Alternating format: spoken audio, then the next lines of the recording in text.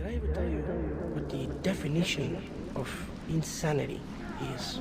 Insanity is doing the exact same fucking thing over and over again, expecting shit to change. That is crazy. But the first time somebody told me that, I don't know, I thought they were bullshitting me, so boom, I shot him. The thing is, okay, he was right. And then I started seeing it everywhere I looked, all these fucking pricks. Everywhere I looked, doing the exact same fucking thing. Over and over and over and over and over again. Thinking, this time, he's gonna be different. No, please. This time, he's gonna be different. I'm sorry. I don't like the way you are looking at me. Okay? You have a fucking problem in your head. Do you think I'm bullshitting you? Do you think I'm lying? Fuck you! Okay? Fuck you! It's okay, man. I'm gonna chill here, man. I'm gonna chill. The thing is, alright? The thing is I killed you once already. And it's not like I am fucking crazy. It's okay. It's like water under the bridge. Did I ever tell you the definition of insanity?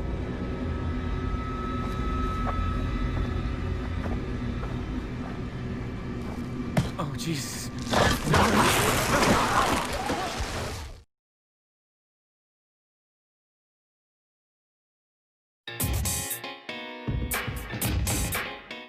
My most favorite game franchise of all time is the Persona series. Oh, shit!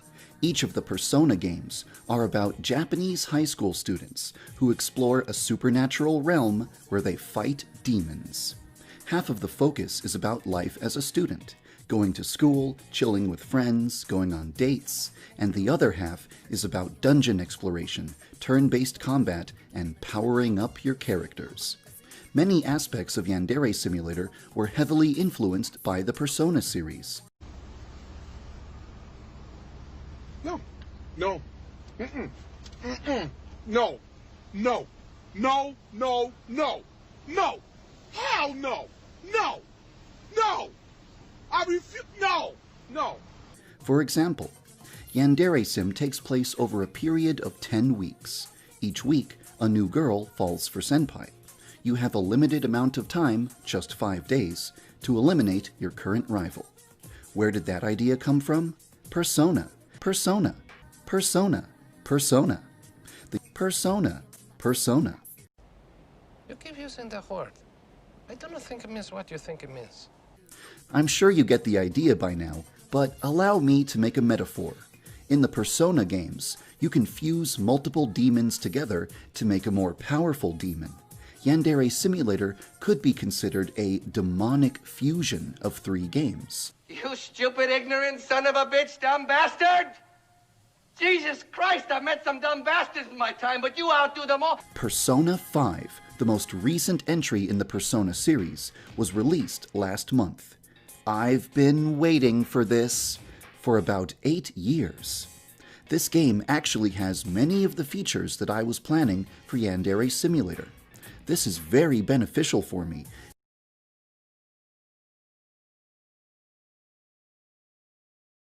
because now I can point to Persona 5 and use it as an example when I need to explain something that I want to do with Yandere Simulator.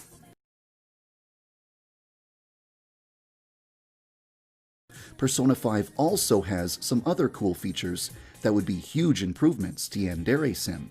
Today, I'm going to talk about the lessons I can learn from Persona 5 and the other games in the series.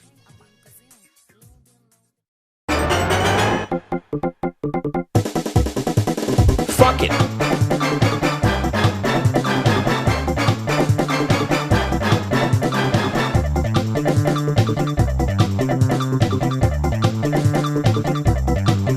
But I'm not done yet!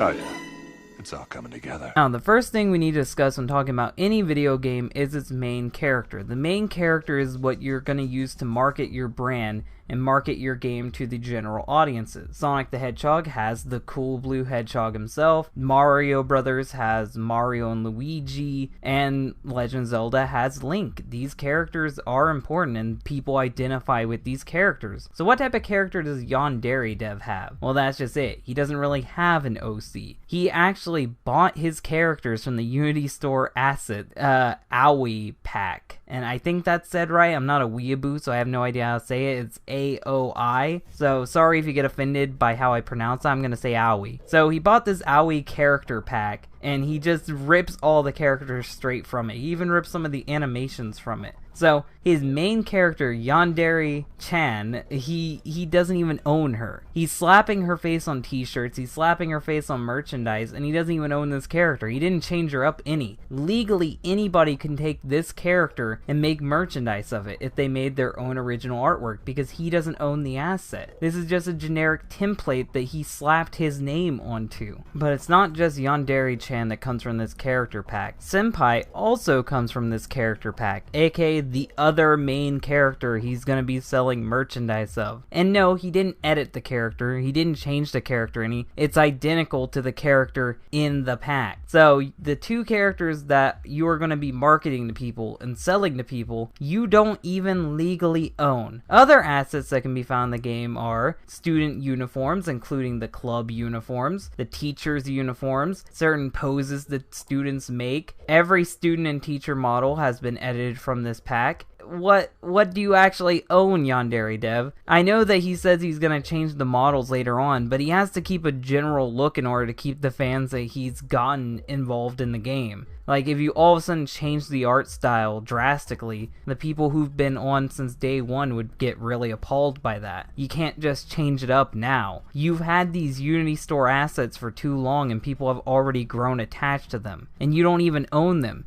You didn't even modify them too heavily. They look just like they were originally, and I'm talking about Yandere-chan and Senpai in particular, and the teachers. You're gonna need to do some heavy modifications before you can claim that these characters are your own.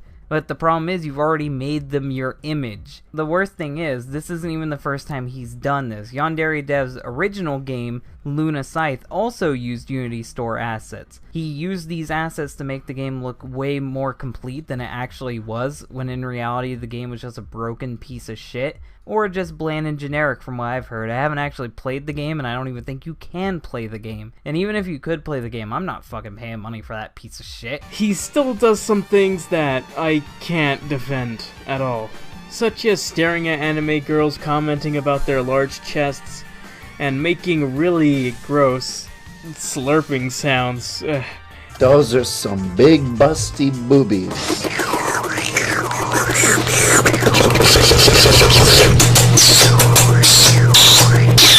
Like, you're welcome to do that in the privacy of your own basement, but when you do that while streaming, it's foolish to say the least. He can't do shit, and he doesn't know how to do shit. He has to rely on volunteers to make assets for him, to make animations for him, and when he can't get assets from them, he even resorts to stealing assets. If you need proof to that, I'll give you some proof right now. Yandere Dev was actually caught stealing assets once, and the asset he stole was the fucking grass texture. The texture for the grass around the school. He couldn't even make grass. How inept are you to where you had to steal grass? All he did was poorly scribble out the artist's name, like he colored over it. And the artist, Doug Clayton, did not give permission. He told Yandere Dev to remove it, and now it has been removed. But I really doubt the grass that's there now was designed by Yandere Dev, because he can't design. He can't draw for shit. He can't edit for shit. The only thing he can do is code decently. And we'll get more about his coding as we continue on in this video. The first rival, Osana, has been teased for quite some time now, and as of this time, has not been completed yet.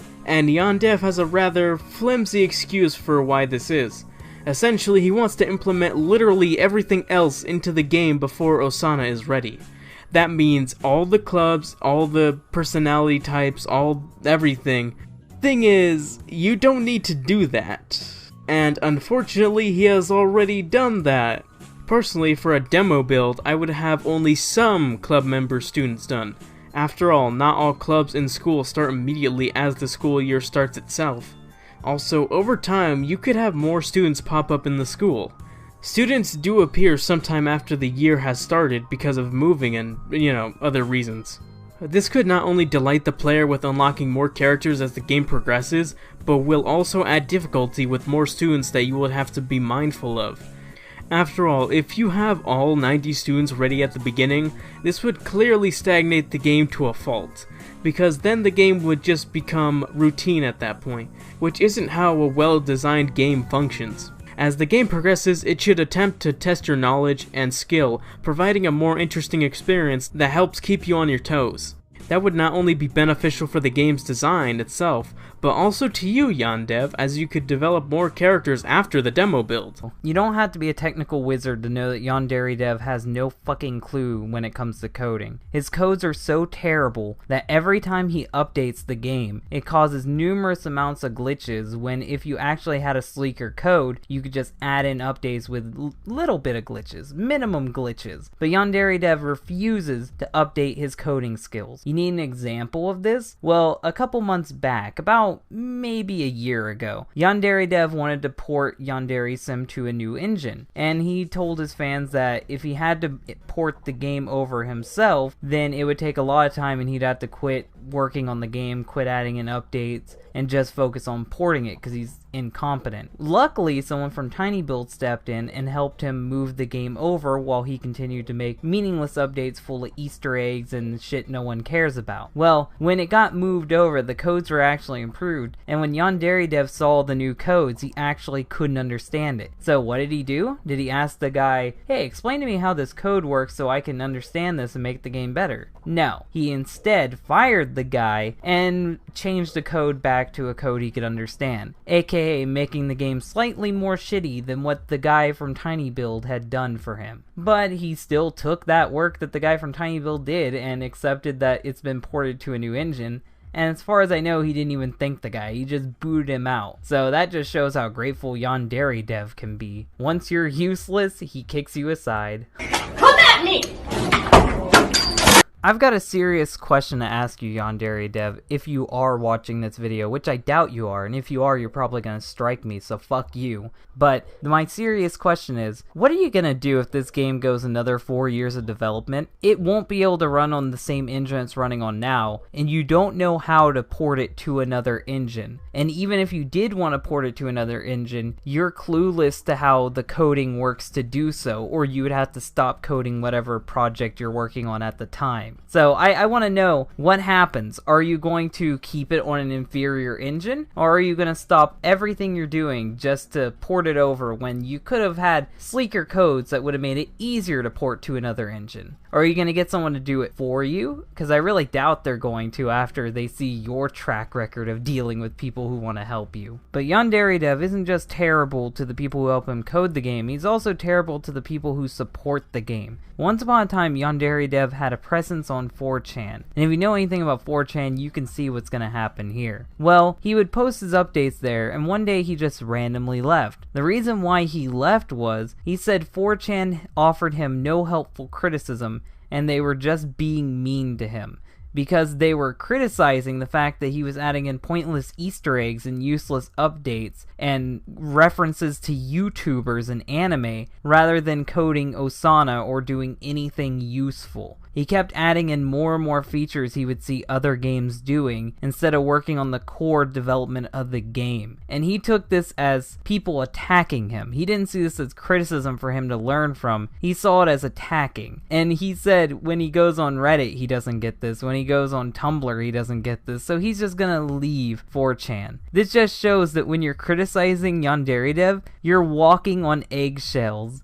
And at any moment, anything you say could just make the man crack, and when he cracks, he really fucking breaks. He's also abusive to his supporters, people who send him emails that he finds to be useless or annoying. He's even made a character that represents this part of the fanbase. That character is Midori. And if you actually watch his videos, you can see numerous times where he talks down to her, just shits on her, and even has Yandere-chan, his OC, brutally murder her. This is what he thinks of his fans. This is what he thinks of people that annoy him, even slightly. This just shows how he treats what he deems as useless criticism. At this point in the video, would you even be shocked if I said that he fucks over the volunteers that work for him, aka the people who aren't even necessarily getting paid? I'm gonna give you two little stories about the people that he fucked over. There's probably more out there, but I think these two are enough to just get the point across. First, we are gonna talk about Makia Sozos. Now, if that's not her name, if that's not how you pronounce it, I'm sorry. Her name is weird. It's Maika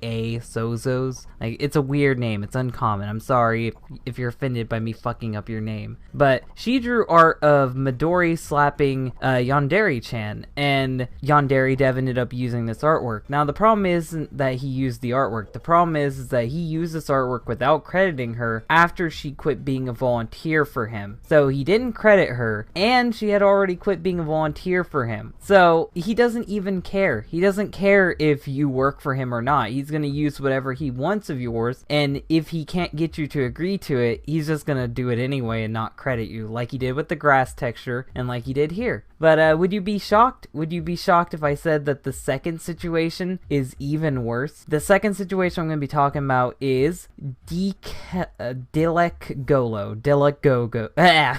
The second situation is Dilek Gogo. The second situation is Dilek Golo, and that's a really hard name to say. I fucking hate his name. I'm only going to say it that one time. Who, after disagreeing with him and how the game was going, he decided to step down from the company. He decided to step down as being a producer. Well, Yandere Dev wouldn't just admit defeat and tell him farewell. Instead, he sent him this email. I'm gonna leave this email on the screen. Let it hover around for a minute. You guys can read it. And as you guys can tell from this email, rather than just bidding him farewell and say sorry for disagreeing, he instead had to brag about being a degenerate and tell him that he will find someone who is as big of a degenerate as him to replace him, showing that all the volunteers are expendable. If you have a disagreement with Yandere Dev, he won't care to just replace you. You mean nothing to him. Your volunteer time means nothing to him. You are just an asset that is being used to help him make his game. Now, I know what you might be thinking to yourself. Maybe Yandere Dev was just trolling this person. Maybe he wasn't serious. Maybe he doesn't plan on adding such degenerate things to the game, and maybe the guy was just overhyping it. Now, I would be willing to say that, yeah, this is something that's possible. If it wasn't for Yandere Dev telling us one of the features he had planned to have in the game, which basically confirms what this guy was saying to be true. Yandere Dev would later go on Reddit and tell one of the original missions that was going to be in the game that might be removed. It still could be in there. He said that he's still willing to think about it, so just know it, this isn't even necessarily gone. It was where you work for a delinquent's brother who is into organized crime, and your job is to record yourself killing students, which they will use to make snuff films, get organs from students, which they will sell on the black market, or take students, which they will use to sell into the sex trafficking ring. And by the way, these are high school students. These are high school students you're selling on the black market, which is very sketchy and very deviant behavior. And I know what you're saying, Dylan. Yandere Dev says that all the characters are 18 unless stated otherwise. Well, that's maybe good for you. That might be a good enough reason for you, but even if they are 18, it's still really fucked that there's gonna be a mission where you kidnap young girls and sell them into sex trafficking rings. Like, that's pretty fucked. It's one thing to kill someone in a video game. It's another thing to sell them for sex. It's a whole nother situation. Now, you may be thinking to yourself, Dylan, why do you think that this is still possible? Well, the delinquents are still in the game, and he's still building up the delinquents, so that's still something that could happen. And another thing he's still planning on adding to the game is the Yakuza. In case you don't know what the Yakuza is, they're an organized gang in Japan. And some of the things they deal in is drugs, organ trafficking, and yes, sex trafficking. So there's still a really high likelihood that Yandere Dev could work this into the game. All the elements are still there for him to put this storyline into effect. And if you still need more proof that this is a thing that he wants to do, you can even go all the way back to look at his previous game, Luna Scythe, like I mentioned earlier. In the description of that game, it also mentions sex trafficking. So for some reason, Yandere Dev is really focused on this element. He's really focused on this thing. Maybe he has a fetish for it, and he really wants it to be in every project he works in because he's a sexual deviant. So up until this point, we've talked about how Yandere Dev can't make his own assets, he can hardly code his own game. If he needs to port it to a better engine later on, he probably won't even know how to do that, and if he does, it'll take months on end just to do that simple process. We've talked about how he abuses his supporters, how he abuses the people who work for him, and his critics. And if all of this hasn't convinced you that this project is doomed, maybe this will. I'm gonna read to you the original plans that Yandere Simulator was supposed to follow, the schedule that they were supposed to meet as of 2017. Let's read this right now. So as we can see, it says, does this game have a development roadmap? Here's the current plan. January 1st, 2017. Have all the core game mechanics implemented. Have one rival fully implemented. January 2017 to April 2017. Refine the gameplay as much as possible. Fix all critical bugs. Evolve from debug sandbox to free demo. The demo should represent the feel of the final game. April 2nd, 2017. Launch Kickstarter. Ask for enough money to hire professionals to develop a high quality assets for Yandere Simulator, because yet again he doesn't know how to. April 2017 to April 2018. Implement all rival girls. Hopefully each girl will take about 1 month to implement. 1 month to implement. Keep a note on that one. April 2018 to January 2019. Implement all other gameplay modes, 1980s mode, endless mode, and custom mode. January 2019 to April 2019. Refine the gameplay as much as possible, fix all critical bugs. And finally, April 2019, launch the game. We are 4 years into development, and he is still deciding what characters are going to be in the story and what the plot is going to be. We are 4 years into development, and we still don't have a single rival. Something that he estimated would take a month to implement has been worked on for 2 years, that being the first rival, Osana. It is 2018 and we still don't have Osana, and chances are we won't have Osana by the beginning of 2019. If it took him 2 years to implement one rival, how many years do you think it's going to take him to implement all the other rivals? And even if he does just reuse her coding to make all the other rivals, do you think they're going to be interesting? Do you think they're actually going to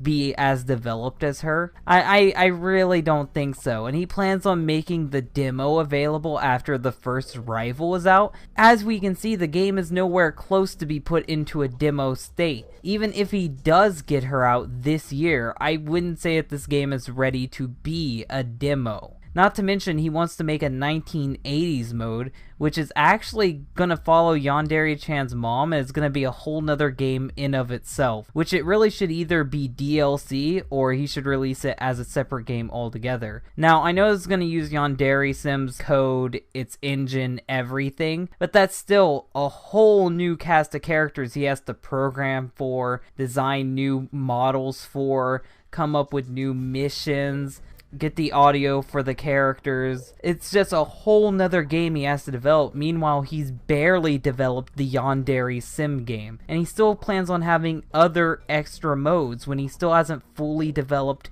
this game. I would say focus everything on Yandere Simulator. Don't do the Easter eggs, don't do anything else until you get Osana in the game. That's my advice to you, Yandere Dev.